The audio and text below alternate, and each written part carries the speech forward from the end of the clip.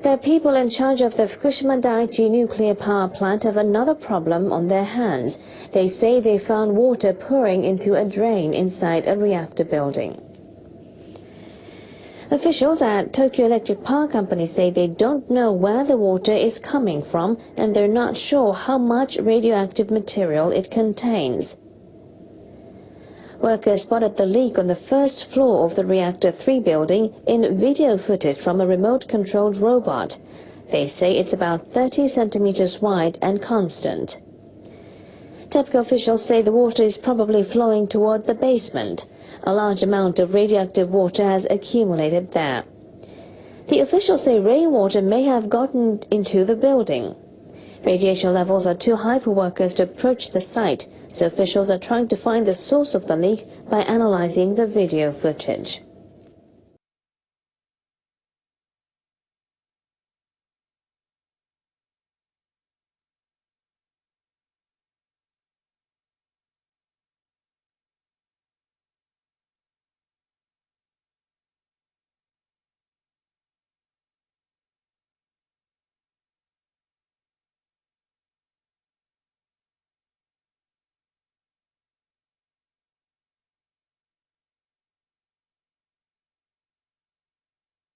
I'm Arnie Gunderson from Fairwinds.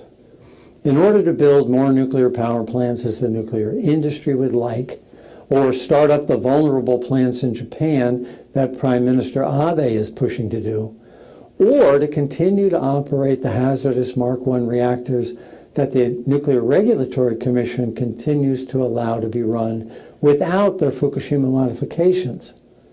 Nuclear power corporations and proponents worldwide need you to accept these 4 myths. The first myth is that nuclear power is safe and that there is no risk.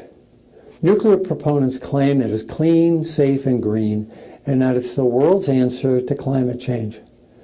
They also claim that the chance of a nuclear meltdown is 1 in a million per reactor year. Do the math. There's 400 nuclear plants. So that calculates out to no meltdowns in 2,500 years. If those 400 plants had begun operation when the Parthenon was built, there still would never have been a nuclear accident.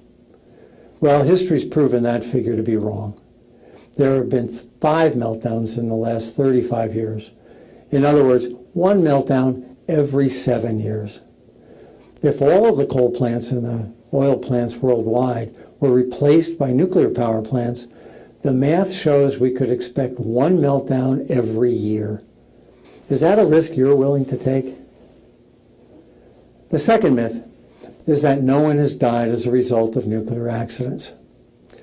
The truth is that as many as 1 million people have already died from radiation releases due to nuclear power plant accidents, without counting any of the radiation-induced cancer deaths expected from Fukushima. In his landmark cancer study following the 3 Mile Island accident, epidemiologist Dr. Steve Wing definitively showed that there were significant cancers. You can check out Dr. Wing's full presentation at the Pennsylvania State House on the 30th anniversary of the 3 Mile Island accident. It's on the Fairwinds website. As many as 1 million people have died at Chernobyl, according to Dr. Alexei Yablokov in his landmark book, Chernobyl, Consequences of a Catastrophe for People and the Environment. Worse yet, in an effort to hide the truth, key Soviet scientists were thrown in jail when they published Chernobyl mortality data indicating cesium-caused heart deformities in young children. Jailing scientists and destroying data that proved illnesses and death doesn't mean that nuclear power radiation-induced deaths did not occur. Maggie and I discussed this brave scientist and other whistleblowers around the world in our recent presentation at Clarkson University, which is also featured on the Fairwinds website. The third myth that nuclear proponents want you to believe is that nuclear power is the only feasible alternative to global warming. Again, it's not true. Nuclear power is not new, and it's not modern, but instead is a technology developed more than 60 years ago and is dependent on large electric distribution centers. We've entered the second decade of a new century since those nuclear reactors were built. And thanks to advancement in computer technology, it's now possible to successfully supply electricity from small renewable sources to almost anywhere. Technological advancements that have created cell phones that have replaced landlines, laptops with more computing power than old mainframe computers, are now capable of replacing giant obsolete power stations with small, locally controlled and locally owned sources of power. I had a long discussion about new power options with one of my personal heroes, Amory Lovins, founder of the Rocky Mountain Institute. That video is also available on the Fairwinds website. Nuclear, gas, oil, and coal proponents claim that the sun doesn't shine at night, and therefore a renewable electric grid is impossible. These same people and corporations are wedded to an old power industry paradigm that asserts that it's possible to safely store the most hazardous radioactive substance known to man for 250,000 years. Well, I contend that if scientists can safely store toxic nuclear material for thousands and thousands of years, then scientists are certainly capable of designing electric storage that will last overnight. In fact, solar storage technology is already available. The fourth and the final myth that nuclear corporations want you to believe is that nuclear power is cheap. In fact, the cost of a world full of nuclear power plants is prohibitive and would actually leave less money to fund real carbon reduction. New nuclear plants in Georgia and South Carolina and in the United Kingdom will charge twice as much for the nuclear electricity as other energy sources. Former NRC Commissioner Peter Bradford, who served on the Nuclear Regulatory Commission during the TMI accident, said, "Trying to solve global warming by building nuclear power plants is like trying to solve global hunger by serving everyone caviar." I'm a nuclear engineer. I was a reactor physics instructor and directed nuclear power plant decommissioning, nuclear fuel rack design and construction. I bought into this technology and these nuclear power myths until I saw every safety system fail and witnessed a triple meltdown at Fukushima Daiichi. Nuclear power is not safe. It does kill people. It can be replaced with renewables, and it's too expensive to make a meaningful contribution to our world. I'm Arnie Gunderson. I'll keep you informed. Next, radiation, tainted soil, buildings left exposed to the elements. Areas within the evacuation zone of Japan's Fukushima prefecture face countless challenges in trying to reestablish themselves. People who lived in places where the contamination is relatively low are hoping to return within a few years. But they now face another impediment. While they've been gone, hybrids of wild boars and domestic pigs have been moving in. Former residents of Tomioka have been cleared to spend the daylight hours in their town, but they've got company. Hybrid pigs roam freely throughout the area. Unlike wild boars, they are not wary of humans. They don't run away even if people approach them. That also means they're not shy about making themselves at home. This man has been returning to his home from time to time in hopes of eventually moving back permanently. One day, he found his house had turned into a pigsty. I closed the doors, but they open them and walk around with muddy feet.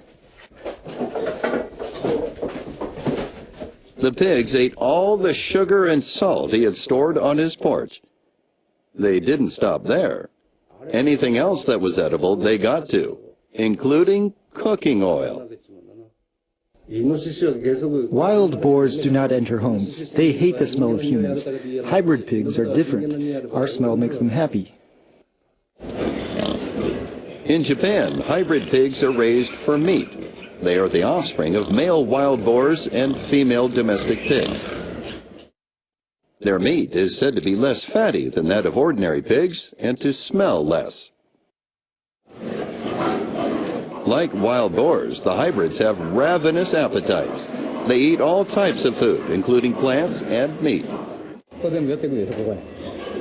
On the other hand, they resemble domestic pigs in their lack of fear of humans, so they're not shy about breaking and entering a human abode.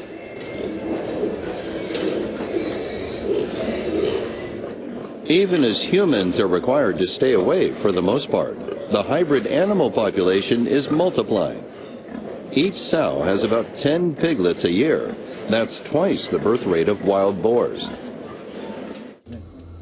At the time of the nuclear disaster, only one farming household in the entire evacuation zone was raising such hybrid pigs, about 20 in all.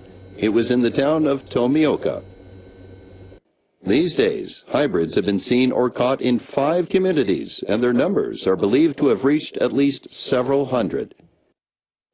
Quite likely, domestic pigs and hybrid pigs left behind by their owners have been mating with wild boars.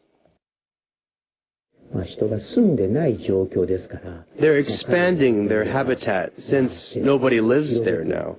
This is an unusual state of affairs.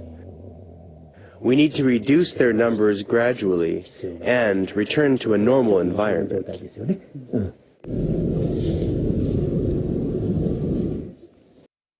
Cities, towns, and villages in the evacuation zone have started culling the animals with the cooperation of hunting clubs.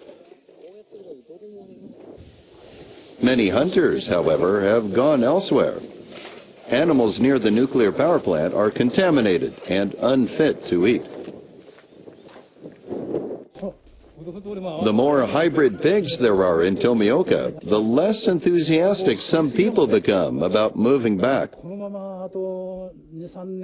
Katsutoshi Sakamoto is a livestock farmer. He cannot bring products to market under current conditions, but he continues to take care of his cattle. He says hybrid pigs have been causing him trouble since last summer, breaking into the cattle barn and eating the feed. Those pigs, I've had enough.